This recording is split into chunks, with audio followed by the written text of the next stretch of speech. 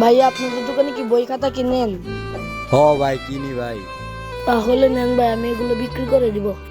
বুঝলাম না, এগুলা তো রানিং বই, এগুলা বিক্রি করে দিবে কেন? ভাই এগুলা তো রানিং বই ভাই, এগুলা বিক্রি করবেন কেন ভাই? অনেক কষ্টের বিনিময়ে ভাই বই খাতাগুলো বিক্রি করতেছি। টাকা পয়সার জন্য ভাই ঠিকভাবে পড়ালেখা হয় না আমাদের পরিবারে অনেক কিছু অভাব ভাই, যেটা আমি নিজেই বুঝতেছি। তাই সিদ্ধান্ত নিয়েছি ভাই, আজকের পর থেকে আর পড়ালেখা করব না। তুমি পড়ালেখা ছাড়া এখন কি করবা? ভাই কোনো কাজ যদি পাই তাহলে কাজ কাম শুরু করে দিব। এইটুকু বয়সে কে তোমার কাজে নিবে ভাই? এর থেকে ভালো তুমি পড়াশোনাই করো। কিরে বন্ধু, কি অবস্থা? ভালো আছস? হ বেটা, অনেকদিন পর আমাদেরকে মনে করছস। ব বেটা ব। কি বন্ধু, ব্যবসা বাণিজ্য কি অবস্থা? ওই বেটা দেখ বেটা, এইটুকু বাচ্চা পড়াশোনার বয়সে বইটি বিক্রি করার জন্য আইছে। কে ছোট ভাই, পড়ালেখা আর করবা না? বইগুলো বিক্রি করে দিতেছ কেন লেগে? আর ওইদিকে আসো, এখানে বসো। আর ওইদিকে আসো, এখানে আইসা বসো। হ্যাঁ এখানে বসো, হ্যাঁ এটার উপরে বসো। কি হয়েছে ছোট ভাই, তুমি বইগুলো বিক্রি করে দিতেছ কি লেগে? পড়াশোনা করবা না আর? বই ভাই আমগো সংসারে অনেক অভাব ভাই, লেগে ভাই আমি বই খাতাগুলো বিক্রি করে দিই। আমি আর আজকের পর থেকে পড়াশোনা করব না, আমি চাকরি করব ভাই।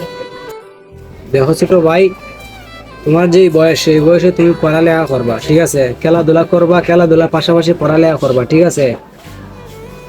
খারাপ বন্ধু বান্ধবের সাথে চলাফেরা একদম করা যাবে না, কারণ তোমার যেই বয়স সেই বয়সে তুমি খারাপ বন্ধু বান্ধবের সাথে চলাফেরা করলে তুমি নিজে খারাপ হয়ে যাবা। হয়তো তোমার কিছু খারাপ বন্ধু বান্ধব আছে, এরা তোমার যুক্তি দিছে, জানো তুমি বইগুলা বিক্রি করাইতেছো। পারিবারিক সমস্যা তুমি একটি বুঝছো, বুঝার পরে তুমি বইগুলা বিক্রি করাইতেছো।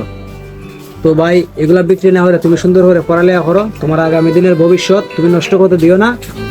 তোমার মা বাবার দোয়া আছে, আশেপাশে মানুষের সবার দোয়া আছে, ময়মুরব্বির দোয়া আছে, আর আমাদের ভালোবাসাও রইলো। তুমি সুন্দর করে পড়ালেখা শুরু করো, ইনশাআল্লাহ তুমি কোনো একটু কিছু করতে পারবা।